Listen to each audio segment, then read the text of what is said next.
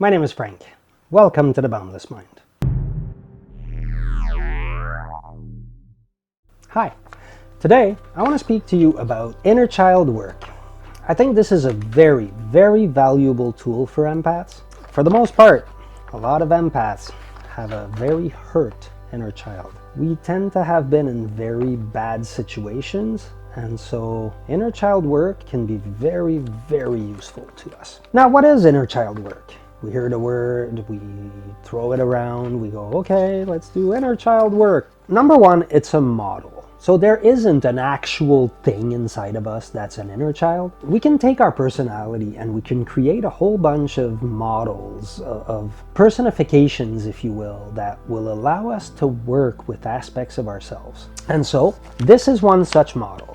Now, this particular model contains three components. We often hear about the inner child, but sometimes the other two are sort of forgotten. Well, the three components are the inner child, the parent, and the adult. And those three are all important. It is the interaction between the three that gives us the dynamic with which we can work to heal the inner child. So what's the inner child then? That part is the playful part of us. It's the part that would skip work every day if it could. You know, it always wants to play. It wants to, it's creative. It breaks the rules. It's the part that doesn't want to follow anybody else's rules. It wants to remain free and run around and explore and discover. Now, the adult, a lot of it, if you think in your head, what's an adult, what's a child, what's a parent, right? It'll come fairly easily. So the adult is the responsible part of us. It is the serious part of us. It understands that life has consequences and it is our actions that bring about those consequences. It sees play as a bit of a waste of time because we don't produce when we're playing, right? We're not accomplishing things. It wants to accomplish. It wants to be productive. It is the part that takes us to work every morning. It's the part that as the child goes, I want to play, it's going, no, we must go to work. We are responsible. And even when we hate our job, it will go, no, we need to go. Our parent, our inner parent. It's the inner voice that we hear often within us. It tells us either that we're doing wrong, we're doing good. It's the link between the adult and the child. It keeps the child in line oftentimes. It can provide encouragement, discouragement. Oftentimes, it will mirror the parenting style of those that raised us. For a lot of us, it will have a lot of negative talk attached to it. I can say for myself, seeing as I came from a family that was not very encouraging, my own self-talk was extremely harsh. I did not talk to myself in a very friendly way. Still today, I have to correct myself sometimes because I go back in those old patterns. So our inner dialogue is really simply the relationship of the three. Like it's fueled by the relationship between the three. Now, usually that relationship between those three aspects is built as we discover our relationship with the world when we're children. Adults, parents, what are they telling us to do? And so we internalize that and we start telling ourselves the exact same thing. So if our parents are never happy with our grades, we start being very harsh with ourselves on our grades. I went to university. My parents had no involvement by the time I went to university. I was much older. However, I had that same self-talk of grades are important, you must have good grades. And I did have good grades. If I didn't, I would have beat myself up over it probably. So why the focus on the inner child? The model is usually used for people who have been in situations of abuse, people who have suffered greatly as children. And this is why it's called the inner child. This is why the focus is typically on that part. Now, the parent and the adults are actually the protectors of the child. So the adult is what we try to, typically if we have a hurt child, the adult is what we will try to show the world, right? We're responsible, we're a serious person, we deserve respect because we have accomplished those things that were hammered into us. The parent actually tells our child to stay small. It says, oh, no, you don't want to, no, don't go play, don't go do this, don't go do that. Oh my God, I can't believe you just said this. Oh my God, I can't believe you just did this. Exactly like a parent would. Like a bad parent, typically. Now, I want to use an example here because I think it's a very interesting thing that's happening right now. I don't like the idea of throwing a whole generation into something, but there's something that we see a lot with millennials. Millennials seem to have a little bit of the opposite going on, where they want to remain children forever, not grow up, not become adults, hence they've made a verb out of being an adult, right? Oh, I've been adulting today, right? And I'm not judging here. This is no judge, blame, whatever. No generation is better than any other generation. If you're part of that war, I don't know, keep fighting, but I'm not. The thing that changed here is that a lot of them had what we've come to call helicopter parents, right? Overprotective, and so that changed the dynamic a little bit. Now, furthermore, they were stuck oftentimes with adults who said things like, hey, you know what? We really screwed up the world. We have no idea what to do about it. So you'll be in charge of fixing it. Now, this is something I suspect a lot of millennials will say, yeah, that's basically what they said. And then they went into the world and the whole concept turned out to be kind of true, right? I mean, those guys they got a sour deal, right? Because they don't want to become an adult, because what's an adult? Well, an adult is a person that messes things up. The adults told us they mess things up, they can't recover, we're in charge of doing it. They created that situation, the adults. Why would I want to become one of them, right? Why would I want to join them in their craziness? And it makes complete sense looking at it from that standpoint. So what's the solution? Whether you're out of balance one way or the other, and I'm not sure how well the model can be used for the example I just gave. I know it very well from the inner child perspective. But what's the solution? What can we do? Well, we need to change the relationship between those three aspects. First thing we want to look at is, how does it look like inside of us? Do you keep on telling yourself that, oh, you need to get in line, you should be more serious than you are, don't be a fool, don't do this? Is that the inner talk that you hear? Pay attention to it. Listen to how you talk to yourself. If you called this morning and you said to your boss, hey, I can't come in and whatever, how do you talk to yourself? Are you going to spend the next hour going like, oh my God, why did you call? What the hell? What are you doing? This is not you. You're not like that. You're more serious than this. You take your responsibilities, blah, blah, blah, blah, blah. That's your parent. That's your parent talking to you. But guess what? It's not your real parent, it's your inner parent. And you can change the way that your inner parent talks to you. So now you kind of look at them and you go, okay, how can I talk to myself better? Do you refuse to do adult things, right? That one's for the example I just used. Why do you refuse to do adult things? How does it feel inside when you're going, no, I don't want to do this. I don't care. I want to be a child forever. Why? How does it take place? What do the other parts of yourself imagine for a moment? Use your imagination. This requires you to use your imagination. Try to see, what does my parent tell me? And typically I assume the parent will be telling you, oh, that's okay. Don't worry about it. It's okay. It's good. Because, well, you had a helicopter parent. And so what did helicopter parents do? Everything you did was perfect and you got trophies for it, right? Again, I don't want to cast judgment on generations. Was it the millennials' fault? Is it Gen X's fault? Is it, the baby boomers' fault? It's all of our faults. We're all human. We've always screwed each generation up. That's what we do. Do you work a 90-hour week and when you come home, you try to find ways that you could be even more productive? You're all work, no play. Are you one of those people? Do you speak to yourself in a positive way or a negative way? That's the biggest one of all. If you keep on calling yourself dumb when you do things, if you drop a glass and you're like, oh my God, Frank, you're so dumb, change that. That's your parent.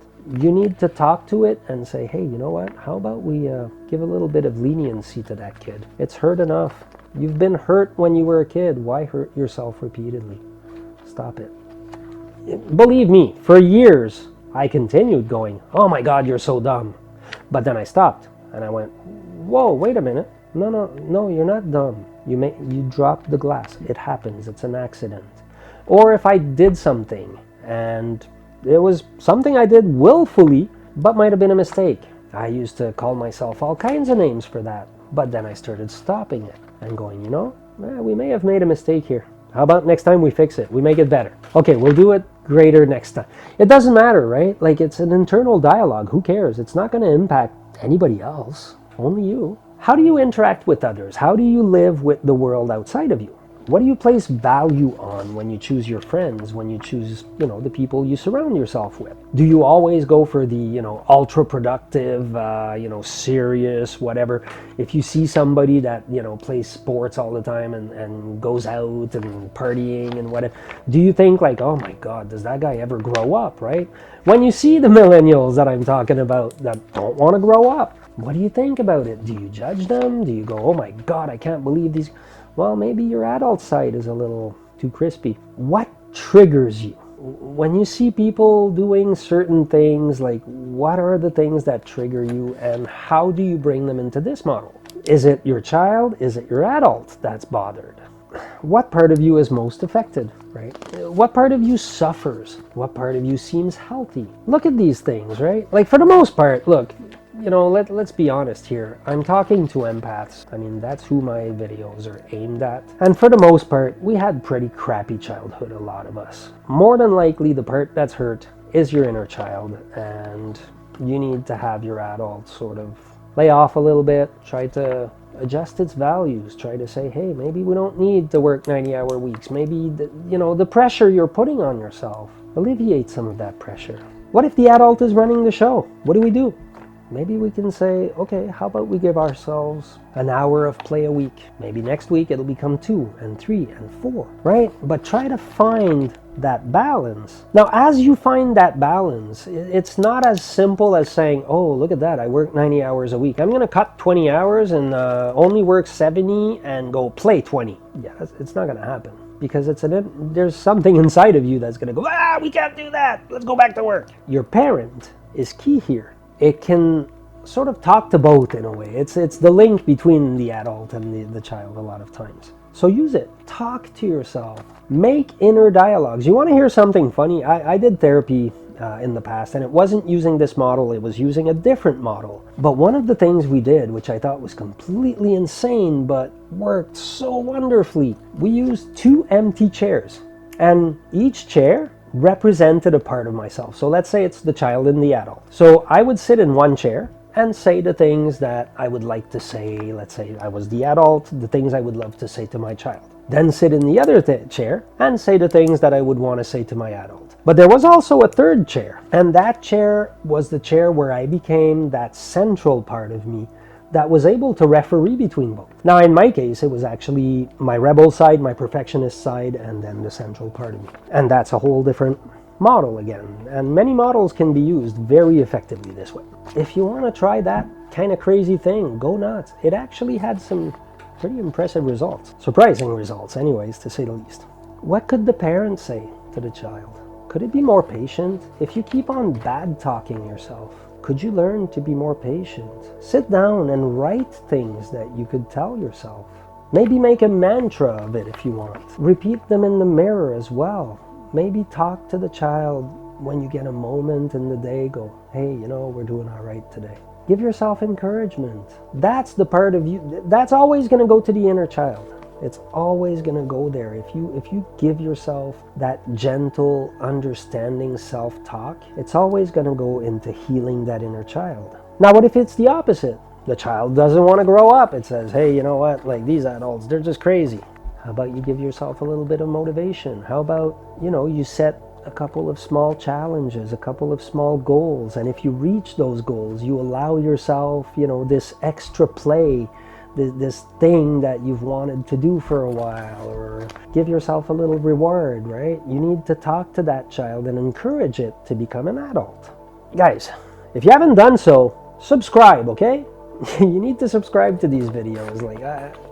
I've got plenty more coming. If you look at these things through that lens, and you start writing down how you feel, how things are going, this will create a balance. It'll start making you able to see things in a different way. And especially if your inner child is hurt, it will start healing that inner child. So in general, here it is. If you play too much, try to start playing a bit less and being more responsible. If you're, a little hardcore on that side, give yourself a break.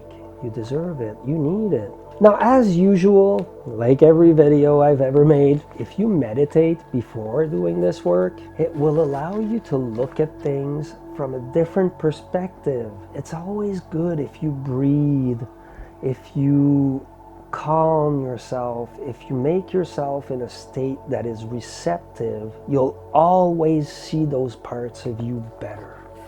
Now, whatever comes up, go easy on yourself. Don't be too harsh. Remember, it's not a race. It takes time. It takes patience. But each little bit helps. Always celebrate your successes. If you discover things about yourself that you didn't know, if you're going like, oh, I think I could talk to myself better, and one day you succeed, you're going like, today, the few times when I was going to bash myself on the head for doing things, I actually spoke to myself in a better way. Well, you know what? Go get yourself something. Go, whatever it is you do that would make you feel good, do it. Give yourself a reward. You've earned it. You work hard at this. Now, I'm going to leave you with one last exercise. And this exercise, by all means, it is so powerful. Find a picture of yourself when you were younger, at an age where, things might have been very rough for you maybe. Now, close your eyes. If you want, you can do it right now, if you will. But if not, keep the exercise in mind. Close your eyes. Imagine that child, you younger, standing in front of you, or sitting, or whatever the case. Hold the child's hands. Let it know that you're there. Let it know that it's safe. The child is in a safe environment. You can tell the child, I love you. Give it love. I say it. I'm going to use he from now on just because I am a male, but obviously this is transferable. It just sounds weird when I say it. Give him love. And then offer to hug the child. Offer to hug him or her. Sometimes they may resist. Other times they'll be okay with it. And then give them a hug. Hold them for as long as it takes. Something might happen here. The child may start saying things. Things might come up.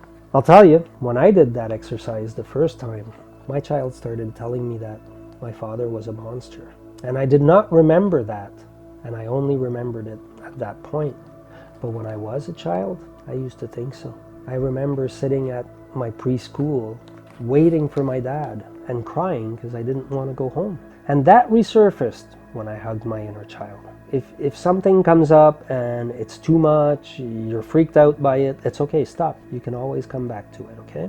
Never push yourself too much when it comes to these things. That's important. You don't want to hurt yourself more than you want to more than you want to help yourself, right? Always be mindful. But what will happen is that you're now providing love to that part of yourself that needs it. The part of yourself that didn't receive it when it needed it. I don't know, I can't explain to you the feeling. It is actually something that works. So hug the child for as long as you need. If you're gonna cry, cry. If the child cries, let it cry. It is a weird experience. I'm gonna tell you that. Give it a try. We'll see. When it comes to anything that may resurface traumas, that contains that type of risk, and that's gonna deal deeply with your inner self, I always recommend people, I recommend anybody on a spiritual path also have a therapist, a social worker, doesn't matter, somebody they talk to who has been trained in those in that field, in the field of psychology, because those are things that can go deep, that can hurt a fair bit. So always go easy, and yeah, if you have the chance, it's more help. It's just an extra tool that you have. In the meantime, I hope this helped you. I hope this cleared up a little bit about inner child work and what it is, and I wish you to have the most wonderful day. Maybe go hug your inner child. I love you. Namaste.